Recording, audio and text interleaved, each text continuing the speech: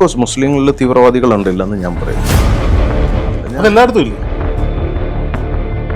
കഷായ വസ്ത്രധാരികൾ, സ്വാമിമാർ, രുദ്രാക്ഷധാരികൾ എല്ലാവരും ഇന്ത്യയുടെ വിവിധ ഭാഗങ്ങളിൽ നിന്ന് മലപ്പുറത്തേക്കുള്ള യാത്രയിലാണ്. അങ്ങനത്തെ പോവാത്തു. കുംഭമേള എന്ന് പറയുന്നതിന് ഒരു പവിത്രതയുണ്ട്. ആ പേരും ഇവിടെ നടക്കുന്നതെന്ന് പറഞ്ഞാൽ ചിലപ്പോൾ ഒരു പക്ഷേ ചിലവർക്കത് വിഷമം തോന്നും. അതുകൊണ്ടാണ് ഞാൻ പറയാത്തത്. ജാതി വർഗീയതയുടെ ഒരു വലിയ ഗ്രൂപ്പാണ് അതിനെ കൺട്രോൾ ചെയ്യുന്നത്. അവിടെ എന്നെപ്പോലെ ഒരു മനുഷ്യന് മുൻപന്തിയിൽ നിന്നിട്ടുള്ള ഒരു ഗ്രൂപ്പ് ഹിന്ദു സമൂഹത്തിലെ നായർ വിഭാഗം ഒരു മുസ്ലിങ്ങളുമായിട്ട് അത്ര അസോസിയേറ്റ് ചെയ്തിരുന്നില്ല. പക്ഷെ ക്രിസ്ത്യാനികളുമായിട്ട് അവർക്ക് എന്നും ഒരു അസോസിയേഷൻ ഉണ്ടായിരുന്നു. മന്നത്തെ അല്ല ഞാൻ പൂർണ്ണമായിട്ട് കുറ്റം പറയുന്നത്. മന്നത്തിന് ഒരു പ്രത്യേകത പറഞ്ഞാൽ മന്നമാണെന്ന് ആർ ശങ്കറിനെ ഒരുപാട് സഹായിച്ച് മുഖ്യമന്ത്രിയാക്കിയത് ഒരു SNDP സഖ്യം അന്നുണ്ടായി. കോൺഗ്രസിലും കമ്മ്യൂണിസ്റ്റിലും BJPയിലും ഈ നായരുടെ ഈ ഒരു 15% വരുന്ന ഒരു വർഗീയ ഇതുണ്ട്. അത് ഭീകരമാണ്.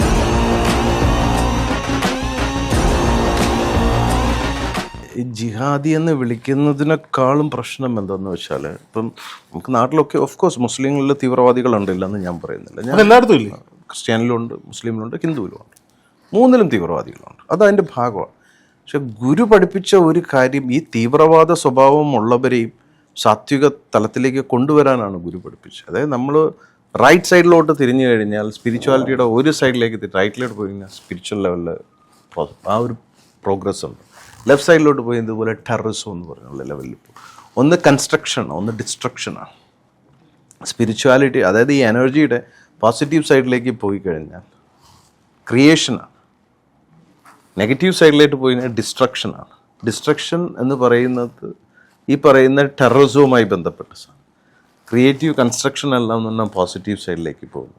അപ്പോൾ ഇതിൽ ശ്രീനാരായണ ഗുരു പഠിപ്പിച്ച എന്ത് സൂക്ഷ്മതലമാണ് വെള്ളാപ്പള്ളിയും മകനുമൊക്കെ ചെയ്യുന്നത്. അവർക്ക് പൊളിറ്റിക്സ് കളിക്കണം. അവർക്ക് ദേ വോണ്ട് ടു മേക്ക് മണി.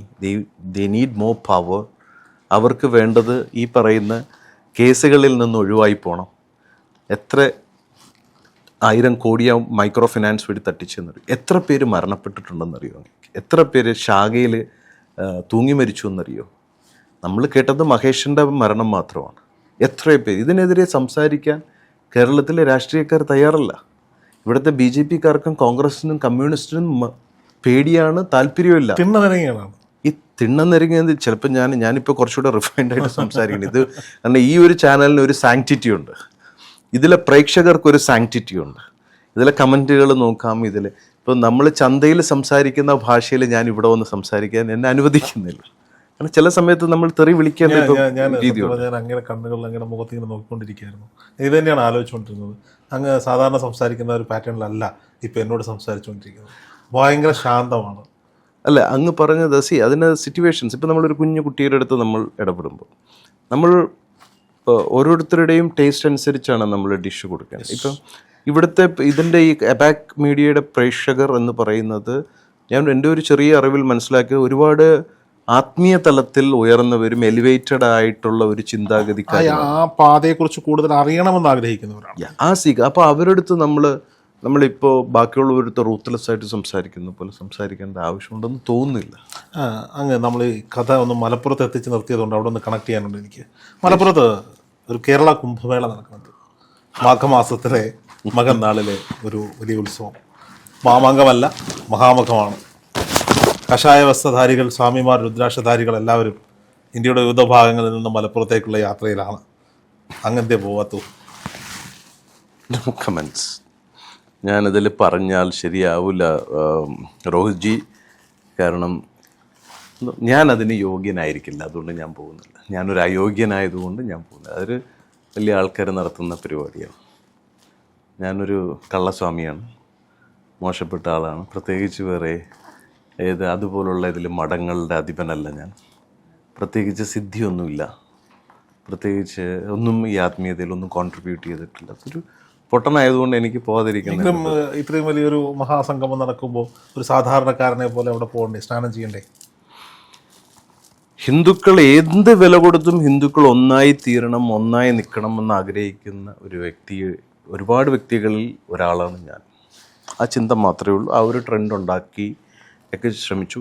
ഇപ്പോൾ കുംഭമേള എന്ന് പറയുന്നതിന് ഒരു പവിത്രതയുണ്ട്. ആ പേരും കുംഭമേള എന്ന് കേൾക്കുമ്പോൾ നമ്മൾക്ക് ആദ്യം ഓടിയെത്തുന്നത് ഹിമാലയ സാനുക്കൾ, ഗംഗ ഒഴുകുന്നു, ഓരോ നദികളുടെ സംഗം, ത്രിവേണി സംഗമത്തിൻ്റെ ഭാഗമായിട്ട് അവിടെ കുളിക്കുന്നതിലുണ്ടാവുന്ന ഒരു സംഭവം നമ്മുടെ മനസ്സിലുണ്ട് അല്ലേ? ശബരിമല എന്ന് കേൾക്കും, അറ്റ്ലീസ്റ്റ് പ്രയാഗ്രാജ് എങ്കിലും മനസ്സിലുണ്ട്. പ്രയാഗ്രാജ് മനസ്സിലുണ്ട്.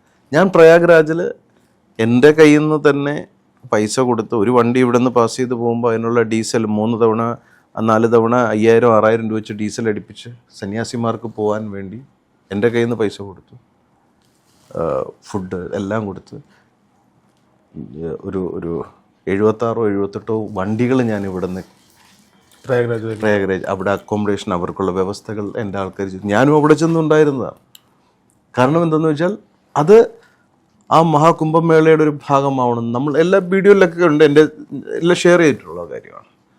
പക്ഷേ ഇതിൽ ഞാൻ പോകാത്തത് എന്താണെന്ന് വെച്ച് കഴിഞ്ഞാൽ എനിക്കതിൽ അതിൻ്റെ യുക്തി ഒന്നും മനസ്സിലാവുന്നില്ല. കാരണം എൻ്റെ ആൾക്കാരെന്ന് പറയുന്നത് എന്നെ വിശ്വസിക്കുകയും സ്നേഹിക്കുകയും ചെയ്യുന്ന ഒരു ചെറിയ ഒരു ഗ്രൂപ്പാണെങ്കിൽ പോലും അവർ ഭയങ്കര ചിന്തിക്കുന്നവരാണ്.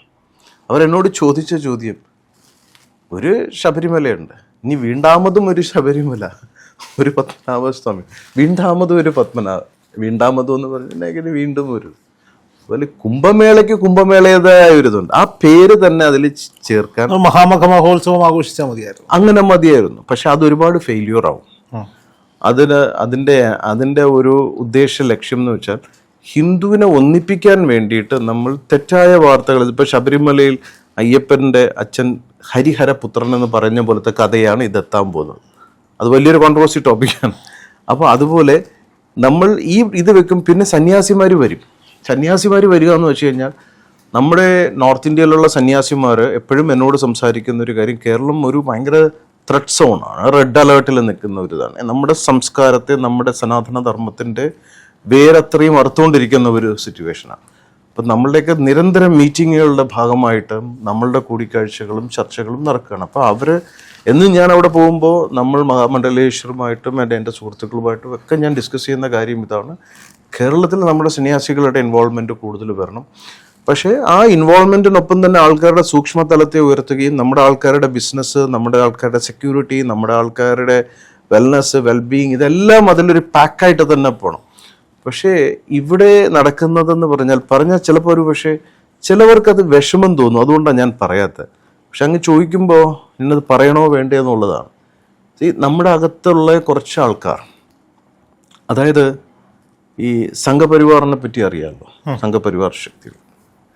കേരളത്തിലെ RSS എന്ന് പറയുന്നത്, ഞാനൊരു പഴയ സ്വയംസേവനാണ്, ഇന്നും ഞാനൊരു സ്വയംസേവകനായിട്ട് ജീവിക്കുന്ന ആൾ തന്നെയാണ്. എനിക്ക് RSS എന്ന് പറഞ്ഞാൽ ദേശീയതയെ ഉയർത്തിപ്പിടിക്കുക. പക്ഷെ കേരളത്തിലെ RSS എന്ന് പറയുന്നത് ഇത്രയും മഹത്തരമായിട്ടുള്ള, ഇത്രയും ബ്യൂട്ടിഫുൾ ആയിട്ടുള്ള ഒരു ഓർഗനൈസേഷൻ്റെ അകത്ത് കുറച്ച് പുഴുക്കുത്തുകൾ അതിനകത്ത് ഇരിപ്പുണ്ട്. അത് ജാതിപരമായിട്ടാണ് അത് പ്രശ്നം വന്നിരിക്കുന്നത്. അതായത് ഏറ്റവും കൂടുതൽ ആത്മീയതയെ, ആചാരങ്ങളെ പ്രൊമോട്ട് ചെയ്യാനും ആചാരങ്ങളെ ഉയർത്തിപ്പിടിക്കാനും മുൻപന്തിയിൽ നിന്നിട്ടുള്ള ഒരു ഗ്രൂപ്പ് ഹിന്ദു സമൂഹത്തിലെ നായർ വിഭാഗമാണ്. എന്നാൽ ഏറ്റവും കൂടുതൽ അന്നത്തെ കാലത്ത് ഒരു വിഭാഗം ബ്രാഹ്മണരുടെ ചൂഷണത്തിന് ഇരയാവുകയും സ്ത്രീകളെ മിസ്യൂസ് ചെയ്യപ്പെടുകയും ചെയ്തിട്ടുള്ളതും ഈ ബ്രാഹ്മണ കുടുംബത്തിൽ നിന്നാണ്. അതിന് ചരിത്ര രേഖകൾ വ്യക്തമാണ്. അവരുടെ ആത്മീയ അന്വേഷണത്തെ ഇവർ മിസ്യൂസ് ചെയ്തിരുന്നു. ഇവരുടെ ശക്തിയും ഇവരുടെ ധീരതയും, നാഗ്പൂർ എന്ന് വന്ന നായന്മാർ യുദ്ധ പോരാളികളായിരുന്നു. അവരെ ഉപയോഗിച്ച് ഇവർക്ക് വഴങ്ങാത്തവരെ, കീഴ്ജാതിക്കാരെ, ഈഴവ തൊട്ട് താഴോട്ടുള്ളവരെ ആക്രമിച്ച ഒരു ചരിത്രവും ബ്രാഹ്മൺസിൻ്റെ ഒരു കറുത്ത ഇതിൽ രേഖപ്പെടുത്തിയിട്ടുണ്ട്. അപ്പം ഇവിടെ ഈ പറയുന്ന നായർ ഗ്രൂപ്പിൽ ഒരു 15% താഴെ വരുന്ന കൊടും വർഗീയവാദികൾ. അവർ മുസ്ലിങ്ങൾക്കോ ക്രിസ്ത്യാനികൾക്കോ അല്ല അവർ അസോസിയേറ്റ് ചെയ്തിരുന്ന അന്നും ക്രിസ്ത്യൻ ഒരു മിഷണറി ഗ്രൂപ്പുമായിട്ട് അസോസിയേറ്റ് ചെയ്തിരുന്നിട്ടാണ് അവരെപ്പോഴും സിങ്ക് ചെയ്ത്. അവർ മുസ്ലിങ്ങളുമായിട്ട് അത്ര അസോസിയേറ്റ് ചെയ്തിരുന്നില്ല. പക്ഷെ ക്രിസ്ത്യാനികളുമായിട്ട് അവർക്കെന്നും ഒരു അസോസിയേഷൻ ഉണ്ടായിരുന്നു. ഇത് കേരള കോൺഗ്രസ് ഉണ്ടായിരുന്ന സമയത്ത് ഈ പറയുന്ന PT ചാക്കോയുടെ ഒരു ഇതുമായി ബന്ധപ്പെട്ട്, രാജിയുമായി ബന്ധപ്പെട്ട് അദ്ദേഹം മരിക്കുന്ന സമയത്ത് അദ്ദേഹം ഒരു പത്മ എന്ന് പറഞ്ഞ ഒരു സ്ത്രീയുമായിട്ട് പീച്ചി ഡാമിൽ നിന്ന് വരുന്ന വഴിക്ക് മറ്റേ കാറ് തട്ടി അതിൻ്റെ പേരിൽ രാജിവെച്ചു. പിന്നീട് 6 മാസം കഴിഞ്ഞ് അദ്ദേഹം മരിക്കുന്നു.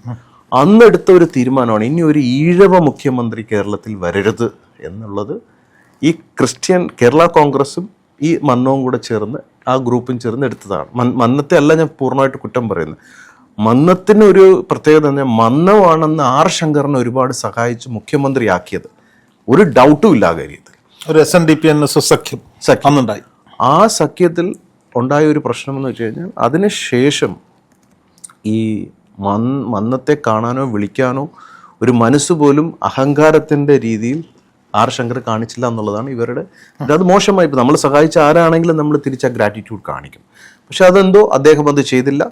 അതിൻ്റെ ബുദ്ധിമുട്ടുകൾ അദ്ദേഹം മനസ്സിലാക്കി അനുഭവിക്കുകയൊക്കെ ചെയ്തു. പക്ഷെ അന്നെടുത്ത് ഇവരുടെ ഒരു ടീം എടുത്ത് ഒരു വിരോധത്തിൻ്റെ ഭാഗമായിട്ട് ഒരുപാട് പേർ പിന്നെ ഇങ്ങോട്ട് VS അച്യുതാനന്ദൻ, പിണറായി, പലവരെയും നമ്മൾ കണ്ടു കഴിഞ്ഞാൽ ഈ അറ്റാക്ക് കൂടുതലായിരുന്നു. പിന്നെ കേരളത്തിൽ കോൺഗ്രസിലും കമ്മ്യൂണിസ്റ്റിലും BJPയിലും ഈ നായരുടെ ഈ ഒരു 15% വരുന്ന ഒരു വർഗീയ ഇതുണ്ട്. അത് ഭീകരമാണ്. ഞാനൊക്കെ അത് ഒരു സന്യാസിയായി ജീവിച്ചിട്ട് പോലും ഞാനത് ഫേസ് ചെയ്തു. ഒരു നായരിസം. അത് മറ്റ് നായന്മാരെ എനിക്ക് കുറ്റം പറയാൻ പറ്റില്ല. കാരണം നായരെന്ന് പറഞ്ഞോ ഈഴവരെന്ന് പറഞ്ഞോ ഇപ്പോൾ പെലയരെന്നോ പറയരെന്നോ ബ്രാഹ്മണെന്നോ ക്ഷത്രിയെന്ന് പറഞ്ഞോ വേർതിരിക്കാൻ ഞാൻ ആഗ്രഹിക്കുന്നില്ല. പക്ഷേ ആ സംഭവം ഇവിടെ എക്സിസ്റ്റ് ചെയ്യുന്നു. അത്രയും ചീഞ്ഞ സ്ഥാനം. ഒരു സന്യാസി അദ്വൈത സിദ്ധാന്തത്തെ പറ്റി പഠിപ്പിക്കേണ്ടതാണ്. ഞാനും നീയും ഒന്നാണ്, ഈശ്വരന് ഞാനും ഒന്നാണെന്നുള്ള സിദ്ധാന്തം, അത് അദ്വൈത സിദ്ധാന്തത്തെ, അല്ലാതെ ദ്വൈത സിദ്ധാന്തം അവൻ വേറെ ഇവൻ വേറെ എന്ന് പറയാൻ പാടില്ല നമ്മൾ. പക്ഷേ ഈ ഗ്രൂപ്പ് ഹെവിയാണ്. ഇത് പലവരെയും ഇന്ന് BJPയുടെ പല നേതാക്കളും ഇന്ന് കേരളത്തിലായിക്കോട്ടെ പലവരും രണ്ടാം തട്ടി പോയിരിക്കുന്നതാണ്.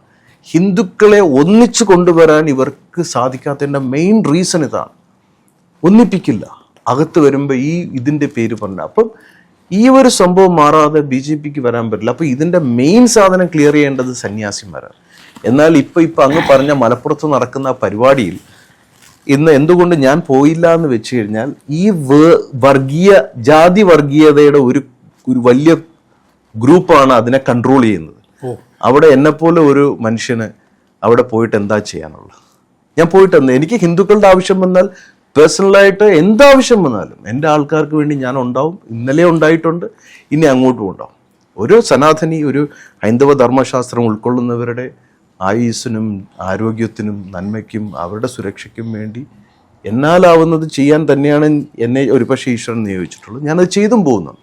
പക്ഷേ ഇവരുടെ ഇടയിൽ പോയിട്ട് എനിക്ക് എന്താ ചെയ്യാനുള്ളത്? I don't have anything to do over there, right? ഈ നമ്മൾ പ്രയാഗ്രാജിലൂടെ ഒന്ന് ഇടയ്ക്ക് പോയതുകൊണ്ട് ഞാൻ ചോദിക്കട്ടെ, ഇപ്പം നമ്മൾ കാശിയിലും പ്രയാഗ്രാജിലും അങ്ങനെ ഇത്തരം സ്ഥലങ്ങളിലേക്കൊക്കെ ചെല്ലുമ്പോൾ ഈ നാഗാ സന്യാസിമാരെ കാണാൻ സാധിക്കും, അഘോരികളെ കാണാൻ പറ്റും. ശരീരത്തിൽ ഭസ്മം ചാർത്തി, ചിലപ്പോൾ വിവസ്ത്രനായി, അല്ലെങ്കിൽ ഒരു കോണകം മാത്രം അണിഞ്ഞ്, കൗബീനം മാത്രം അണിഞ്ഞ്, തലയിൽ മുഴുവൻ ജടയായി ഒക്കെ ഇരിക്കുന്ന, കയ്യിൽ പുകയുന്ന ഒരു കഞ്ചാവ് റോളും ഒക്കെ ആയിട്ടിരിക്കുന്ന ആളുകളെ നമ്മൾ കണ്ടിട്ടുണ്ട്. സത്യത്തിലേ ആത്മീയതയ്ക്ക് അങ്ങനെ ഒരു വേഷത്തിൻ്റെ ആവശ്യമുണ്ടോ? വേഷമല്ലല്ലോ, അവിടെ വേഷമേ ഇല്ലല്ലോ. Free from everything. അങ്ങനെ ഫ്രീ ആയിട്ടുള്ള ഒന്നിനോടും അവർക്ക് പ്രത്യേകിച്ച് ഇതില്ലല്ലോ. ഇപ്പം സന്യാസത്തിന് പല വേർഷൻസ് ഉണ്ട്. സന്യാസം എന്ന് കരുതുന്ന നമ്മൾ അവരുടെ ഒരു പ്രാചീന രീതിയിൽ അല്ലെങ്കിൽ പൂർവികരായിട്ടുള്ള അവരൊരു കൾട്ട് ഫോളോ. ഞാനും ആ പരമ്പരയിൽ നിന്ന് വന്നത് തന്നെയാണ്. ഞാൻ ജീൻസ് ഇടും, ടീഷർട്ട് ഇടും, ഞാൻ പല ഡ്രസ്സ് ഇടും. അവരുടെ കയ്യിൽ വാളും ശൂലവും ഒക്കെ ഉണ്ടെങ്കിൽ